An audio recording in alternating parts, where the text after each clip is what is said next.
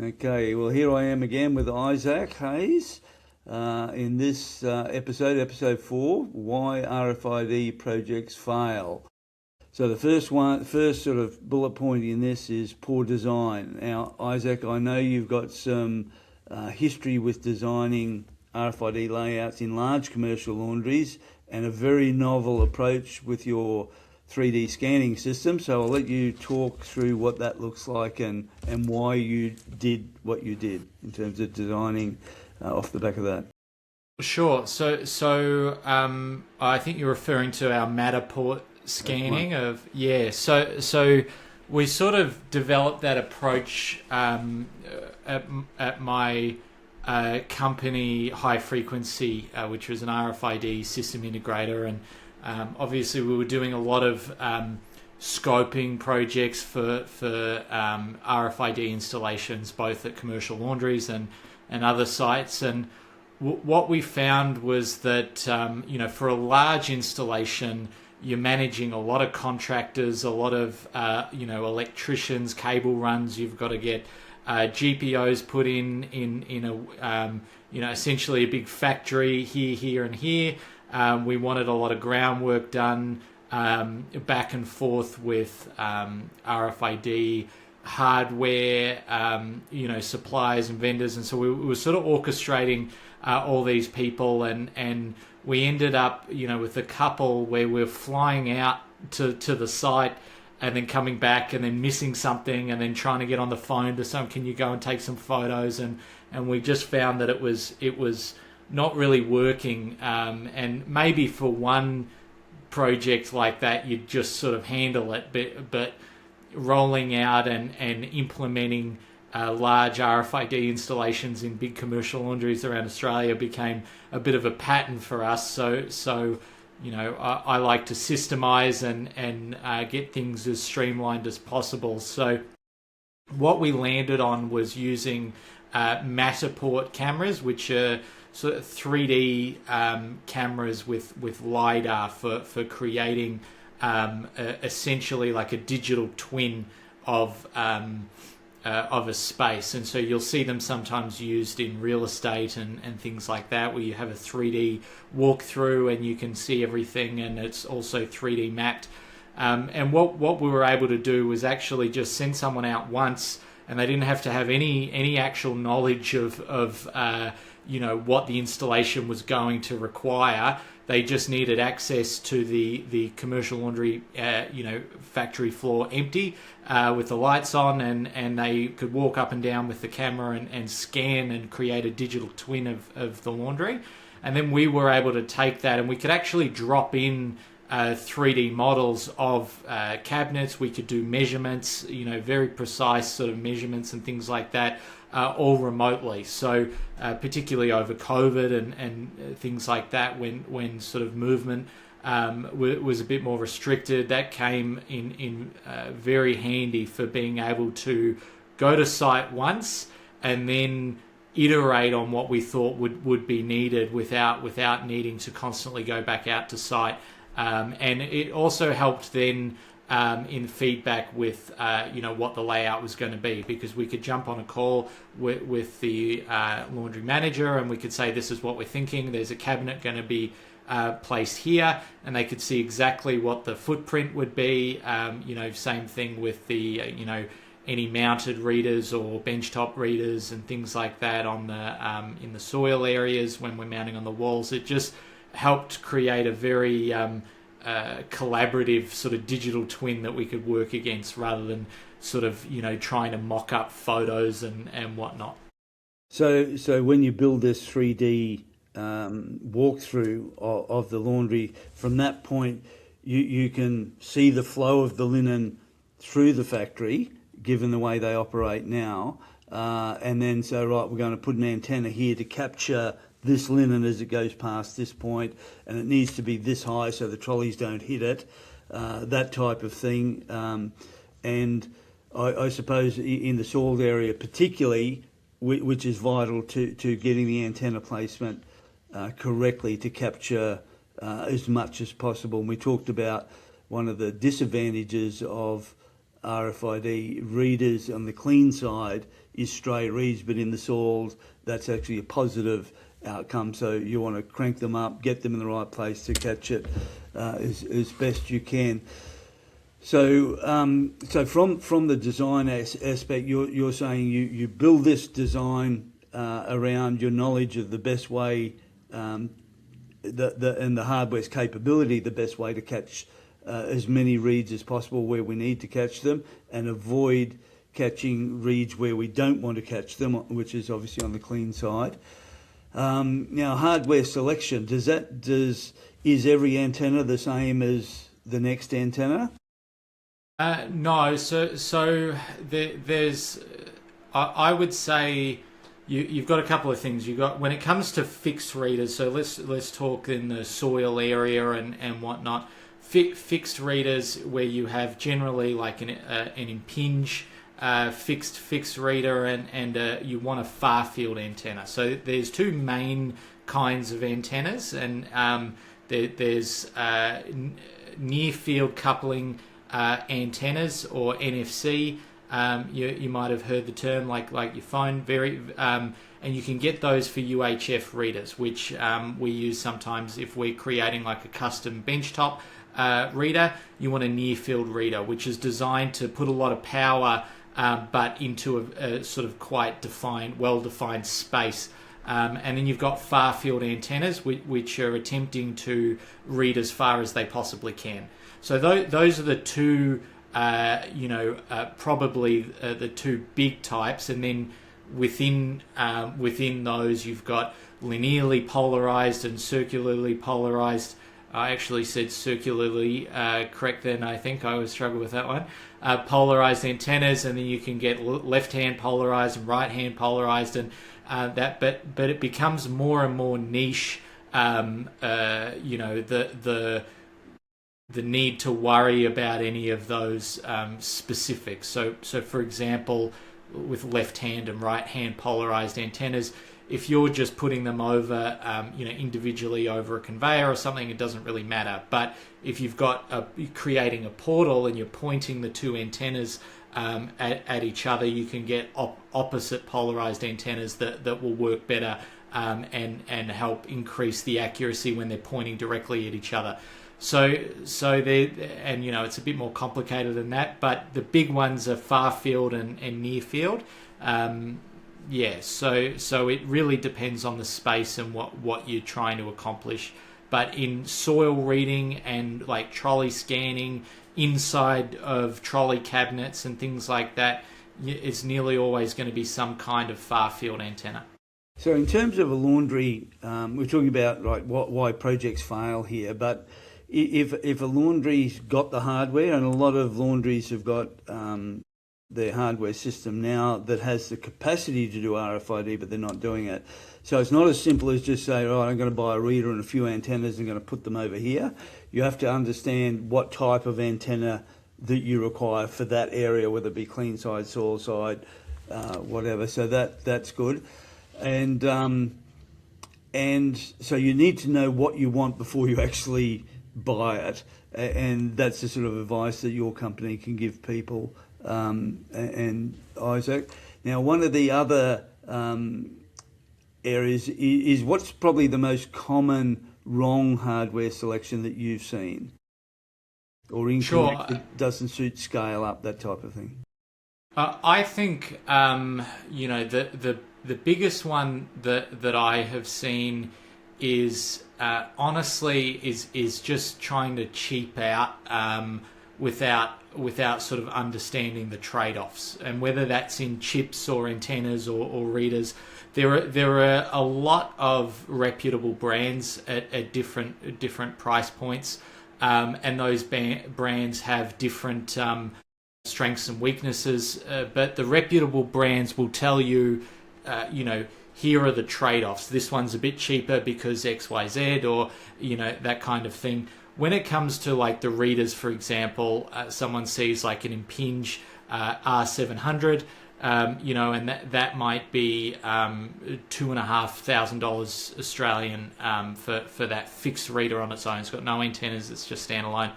and you go on Alibaba and you see a UHF RFID reader with what looks like the same capabilities, and it might be $500, and you say, oh, well, the spec sheets are the same. More than likely, the actual chip, like the reader chip on it, the integrated circuit on it, will be made by Impinj or NXP. There's very, very few companies that actually manufacture microchips for RFID reading. But the reader itself, I don't think I've had an Impinj reader ever just outright fail on me, and so but there's obviously Zebra and some other ones as well that are similar quality, whereas with the Chinese ones you'll find that a lot of the time they don't match standards, but also you'll just have random failures and things like that as well, and they'll cause you big headaches. So I would say, given if you're just starting out, given that you're not going to be buying that much equipment, stick with the big brand names, because they'll just give you much more headaches in the short term. It's one of those things where you can start to save costs on hardware and whatnot, but it's really, in my opinion, only worth it at massive scale, and when you've got the internal capabilities to be able to do proper testing on that. So I would say the big one is trying to cut costs too early without understanding what the trade-offs are. So that's a good point. So the whole purpose of these podcasts is to educate operators so they can make good decisions, and we want to help them succeed in their conversion to RFID. So in terms of if they have the software and they want to ask good questions of the people that they're going to buy the hardware from, whether that be their current software provider or they buy the hardware separately, in the soiled area they're looking for quality readers such as Impinj or the high top 4 brands, and far field antennas for the soil side. Is that correct?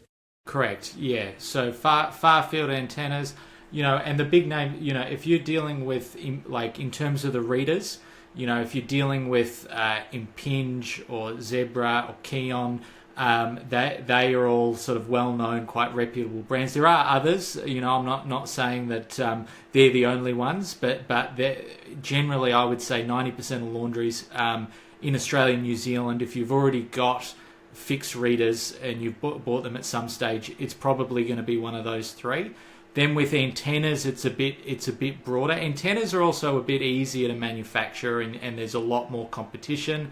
But in Australia, we've got Time7 on our doorstep in New Zealand, and LED and Impinj create a few antennas as well. So there's a bit more competition in terms of brands with the antennas. But yeah, pick some pick some brands that you've got support from the manufacturer from, would be my recommendation, and that you can get on the phone to a rep or someone and that can assist you with that. Now, I just want to tie that into the previous episodes about this one's about why they fail, but if we're looking at successful execution in a laundry of RFID, we talked about soil reads being so important to be accurate, reliable, get confidence, because that's where you've got to validate your data accuracy with your customer. And so going with a cheaper one that's not supported, it could drop out, your reads are inaccurate, and then you're setting the business up for failure in terms of its RFID execution. So recommendation number one would be quality products, particularly in your soil reader. We're talking about quality products through the whole installation, but that's a vital area to get right with the foundation. Do you agree? Definitely, and I would say if you're already using a software software provider or integrator that's helping you along, providing you with some RFID software, go with what they suggest. If they have that, a lot of the time they'll have brands that they support and whatnot. I'd be referring to them if you've got that relationship existing and they've got recommendations. Yeah, great. Now we talked about the software. We're assuming for this conversation that the business has got the software that's RFID capable, and now it's just a matter of tooling up with the hardware around the plant. Now, from my experience, one of the things that we sort of haven't mentioned that I found out earlier on that helped the success of the rollout was RFID chips and reading them. The system loves movement. So if a chip's going past an antenna, that's a positive. So quite often the installation on the soil side, and the one particular one that I clearly remember, had a loading dock that had 8 bays for trucks to pull in. We ended up putting antennas across all 8 bays. So as the trucks drivers were wheeling the trolleys past it, we're getting reading. And I know, Isaac, in this particular case, you developed some visual software that told us if a reader went down. We're never relying on one reader in the soiled area, particularly because of how vitally important the accuracy is there. But I still remember watching I was asked a question, was how accurate is that reading what came off the truck when he's just wheeling it past an antenna? And my view initially was, oh, gee, if we're getting 50% there, I'd be pretty happy with that because we're doing multiple reads. But what I noticed was I watched him on CCTV wheeling the trolley past off the truck past the first reader, and we got about 65%. I was watching it on the reader build up, 65%, and then as he walked it down the alley, it was picking. The other antennas were picking up what was in the trolley as well. So the read just directly coming off the truck was about 85% accurate, which shocked me. And then once we started sorting, the linen went up the conveyor on the CBW, whether it be a conveyor that you're sorting on the ground or up to a sorting deck rather. Again, we've got antennas across that conveyor, the linen's moving, and we were nearly at 100% accuracy by the time it got to the top of the sorting deck. Now, one point on that is sort of one of the critical factors that starts to play in with that accuracy. Obviously, we talked about multiple read points as a big one. Yep. I call it the Swiss cheese receive, right? You want it like the Swiss cheese model of risk mitigation where you want to have multiple layers so that if it gets through a hole in one, it's unlikely that it gets... You want the more points that you can have in the laundry, including the dispatch, right? If it's dispatched out and it was missed everywhere else, that's going to count as a soil in. But the more points you can have, obviously, the better your accuracy is going to be. But when it comes to just looking at the accuracy of one in reader, the sessions and the read modes of the readers themselves becomes very important. So it can be quite a complicated topic, but essentially the reader, if you have it set up, can tell the tags that once I've read you, I want you to be quiet for a very long time. And so generally you've got specific settings like session 2 and 3, and you can tell the tags to even when you're no longer being powered, I don't want you to respond anymore. Flip over to your other state, tell me that I've seen you once, and then shut up. And what that means is that your accuracy jumps up very high because as the tags are being read, they're only responding once and then they're being quiet. And so you're sort of... chance of reading some of the tags that might be not quite in a good position or they're a bit further down is much higher because they're not competing for airspace with tags that have already been read once. So that's where understanding those settings and being able to properly do some testing and make sure that that's set up correctly is very important. Now, as well. are those settings done within the reader or within the software that the laundry owner has? So generally, if they're using what's called LLRP, which is the open standard of software communication with an RFID reader, it's actually done by the software when it starts an inventory session. So generally what you'll find is that if those settings are available to be changed, it'll be in the software that you're using that's interacting with the RFID reader.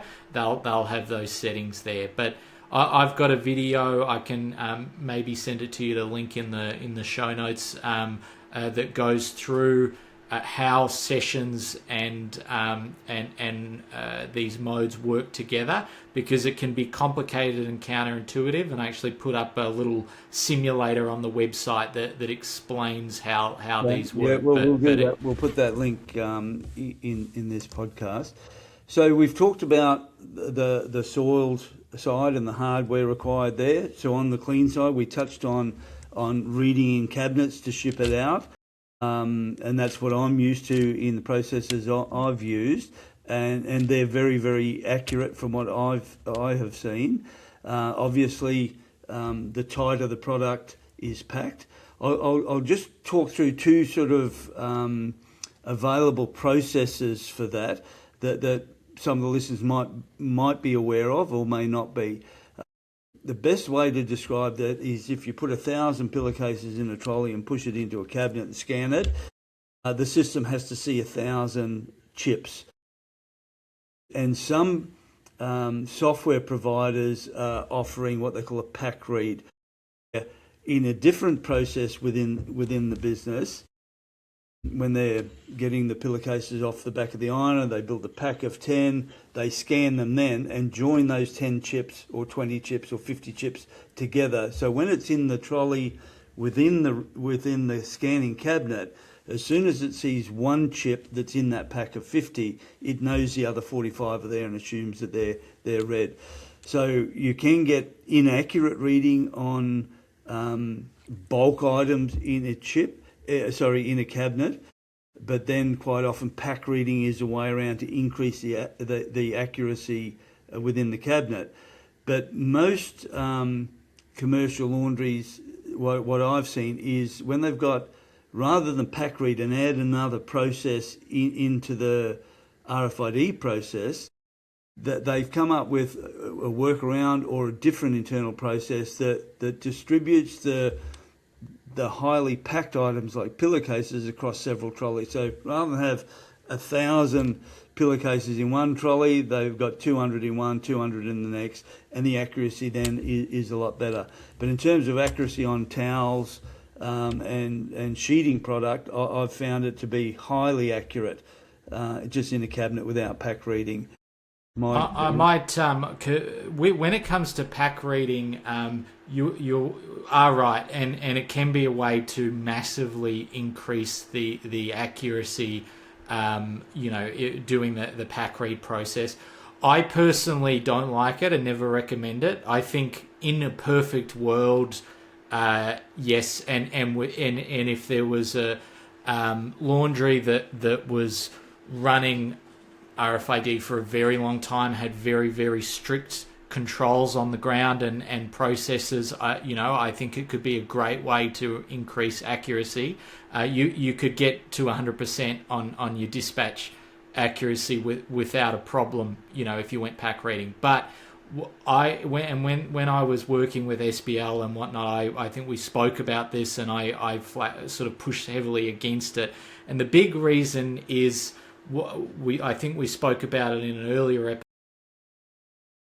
Inaccuracies on the dispatch generally always favour the customer, right? And we put all this effort into making sure that our soil reads are as close to 100% as feasible, so that we never create a problem with the customer. Now, if you introduce pack reads, you've created a bundle.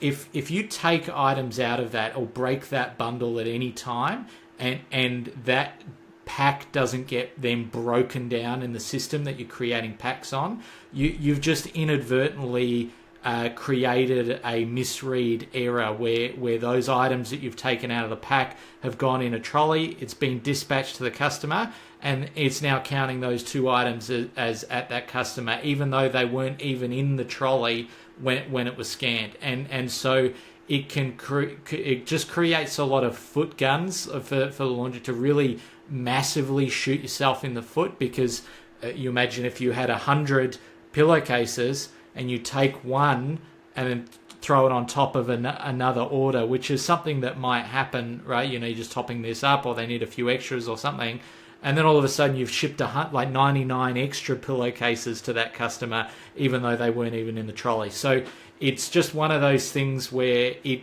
technically, yes, would increase accuracy, but I think it comes with such risks to data integrity that I very rarely recommend looking at pack reading unless you're very far down the journey of RFID and have it already heavily invested in your business. All right, well, let's keep this simple in terms of what we're trying to sort of communicate here, and that's what the typical tripwires for someone going into RFID and why they're not happy with it. So we've talked about this all inside the hardware. The process there is pretty straightforward. The clean side, assuming that we've got a cabinet there and they're shipping it out there, then they've got a circular system, a very basic one, but it's an accurate, consistent, reliable system that then they need to work on their processes in terms of making sure that they're getting success with that one or two customers that they're kicking off, and we talked about that at length last time as well. Now, we've talked about the failure to measure accuracy, and generally, and that's the point you were raising there, even in a cabinet, if it misses one or two, we're not billing off the RFID read anyway. We're only tracking the linen, what's at site. But when we turn to a managed linen system, we talked about earlier, where the soil then generates the order, and then we put the order in, we build the order. If there's one or two chips that in the order as we're scanning it out that don't get read, then the order will be shorting the customer on that product. Now, just simplistically, we'll talk about what that looks like. I've got 10 sheets got counted in back from a customer. The system automatically generates an order for 10 sheets to go back. We pick 10 sheets, we put it in the trolley, we scan it, but one chip's not working, only sees 9. So you've got two options there. One, you can add another one to it and they get one for free. Or we can bill them off the known quantity in the trolley, not what the scan says. Now that's going to talk to the next point about why process is so important. I've been a huge advocate for not sending RFID scan data to the customer because particularly they'll only be receiving a scanned out list of what was scanned out, and in this case it'll be missing one chip, it'll look inaccurate, they've got 10 but only says 9. They'll then raise the point, oh, we don't believe your data, it's inaccurate. Yet we've got a very robust system on the soil side which we can validate, which is the only area where the customer would lose. So I'm a great advocate of not sending the customer any RFID data off the internal process.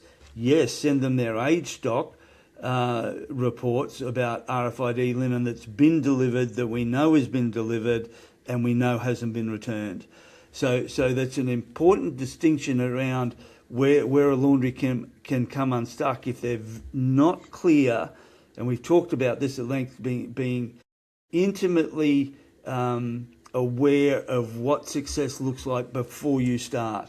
And these are the boxes that have to be ticked, because if you've got unclear processes within the laundry and information in terms of a RFID scanning packing list getting sent to a customer, and then they start questioning it, they don't know what your plan is for RFID, they don't know what your processes are, but it'll raise the question of, we don't believe the accuracy of it, and that we want to avoid that until we need to validate it with the customer, and we can do that with an accurate soiled-in system. So that's probably one of the key areas for me with why it fails, is you've got a customer that is questioning the accuracy and the laundry doesn't understand their system robustly, so they can validate their argument back to a customer that it is accurate. And it's pretty simple, to be honest, once you get a clear understanding of what the outcome you're looking at. So the technology I have found is rarely the problem.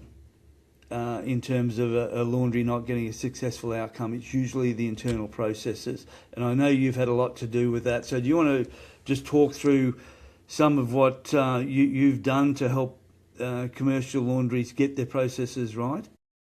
Sure.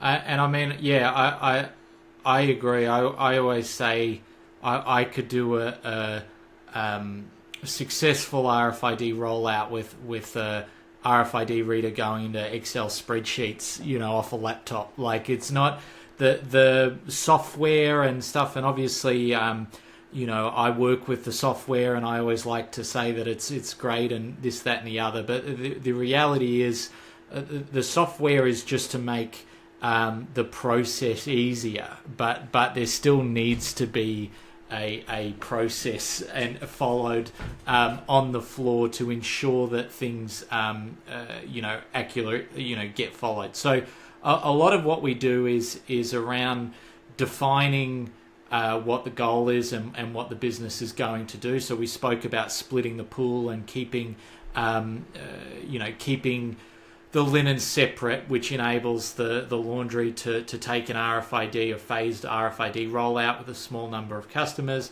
Then what we do with the technology is try and make some of those processes easier. So things like our filtering systems where you've got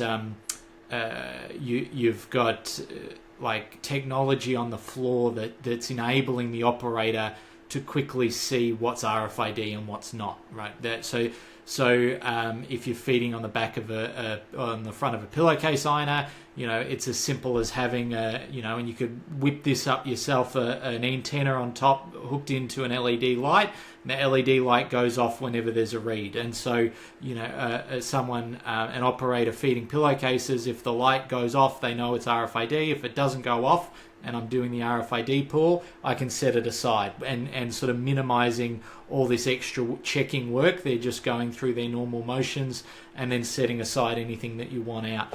And so our filtering systems and things like that I've been involved in, that's generally what it's about, is using technology to enable those processes.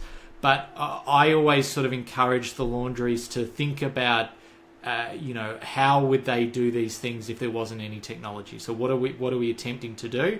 And if it's keep the RFID and the non-RFID pool separate, just in terms of a thought experiment. Okay, how do we do this without any technology? Flipping through each one at the back, to check for a chip. That's where you're starting from in your sort of thought experiment about how you're setting up these processes. And then you can iterate on that to, well, obviously we can't have the operator going through and checking each one. So how can technology assist us in that? And then sort of investigating what options are available until you get to a point where the impact of those processes are minimal. But if you start with the idea that there's going to be no impact, you're going to be disappointed because there will always be that extra operational cost. So in terms of why a system will fail, back to the core sort of heading for this episode, whether you be a laundry doing 5 tonnes a week or doing 100 tonnes a week, the summary of it is don't cheap out on the hardware, buy quality hardware and start small. So start with one customer, get your processes right with that one customer or 2 or 3 customers, but don't bite off the whole laundry. We're gonna convert the whole laundry to RFID. Get the hardware right on a small scale, but quality hardware so you're ready to scale up. So the right hardware selection is important. So it can be scaled up down the track. Quality hardware, the right hardware. Start them with a small base of a customer and perfect that first. Get the processes right, and then inch by inch grow that customer base and move on. And if you've got the foundation right in terms of hardware and process, scaling up then becomes a lot more straightforward. Yeah, and absolutely, because I would say, and I'll pull some figures out of thin air, and they say 79% of statistics are made up, but I would say the benefits to a laundry who has 3 customers on 100% RFID, and they trust that data, and that data is 99.99% accurate. If they just stuck with those 3 customers, the benefit would probably be greater than a laundry who's got RFID across the whole plant, but they're half-assing it and they don't really trust any of the data. They've got some dashboards, but they'll never actually make a decision on it or anything like that, because the cost of doing that, the operational cost and the extra work involved, provides near nil benefit. Whereas just doing that for 3 customers, being able to trust it and act on it, would actually provide some value. So yeah, I totally agree with start small, perfect it, and constantly iterate, and then start to expand based on that. And you also know what the operational impact will be then. You've been able to measure it on a small one. You know what it is. You start to get some economies of scale on that when you're doing it across the board rather than just on a small amount. But at least then you actually know what you're in for. Yeah. No, that's great, Isaac. All right, I think we'll wind it up here. Next episode is going to be a really interesting one, because we're going to unpack a lot of the processes within the laundry. Touched on filtering, that type of thing. And that's doing RFID properly from day one. And as we've sort of summarised here, the hardware's good, by quality hardware, but it's only a part of the success of the execution. The process is probably a larger part, plays a larger part in it being successful or not. So thanks, Isaac. We'll talk soon. Thanks for having me. Well done, mate.